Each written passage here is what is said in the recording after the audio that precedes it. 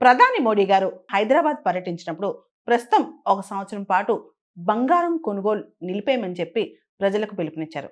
దీనికి సంబంధించి చాలా చర్చ జరుగుతుంది. అయితే ఎందుకు ఆయన అలాంటి పిలుపిచ్చారనే దాని మీద ఈ డిస్కషన్ మొత్తం స్టార్ట్ అయింది. భారతదేశంలో మనం వినియోగించే బంగారంలో 90% మనం ఇతర దేశాల నుంచే ఇంపోర్ట్ చేసుకుంటాం అన్నమాట. దీనివల్ల మన ఫారెక్స్ రిజర్వ్స్ ఏదైతే మనం విదేశీ మారక నిల్వలు ఉంటాయో అవి ఎక్కువ ఖర్చు పెట్టాల్సి వస్తుంది. బంగారం రేట్లు పెరిగేసరికి వాటి ఖర్చు కూడా బాగా పెరిగిపోయిందనమాట. మన ఇంపోర్ట్ బిల్‌లో ఆ భారం పెరిగిపోతుంది.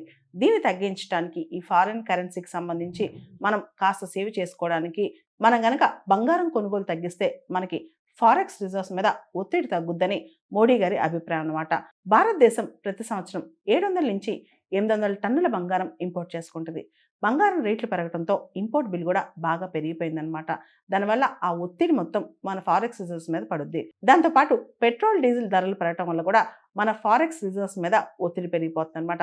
దాంతో భారత ప్రధాని మోడీ గారు పెట్రోల్, డీజిల్ వాడకం ఆచితూచి చేయాలని, అదేవిధంగా బంగారం కొనుగోలు అనేది ఒక ఏడాది పాటు మనం తగ్గించేసేయాలని, దాంతో పాటు వర్క్ ఫ్రమ్ హోమ్‌కే ఎక్కువ ప్రయారిటీ ఇవ్వాలి, ఎలక్ట్రిక్ వెహికల్స్ మీద ఎక్కువ దృష్టి పెట్టాలని పిలుపునిచ్చారన్నమాట.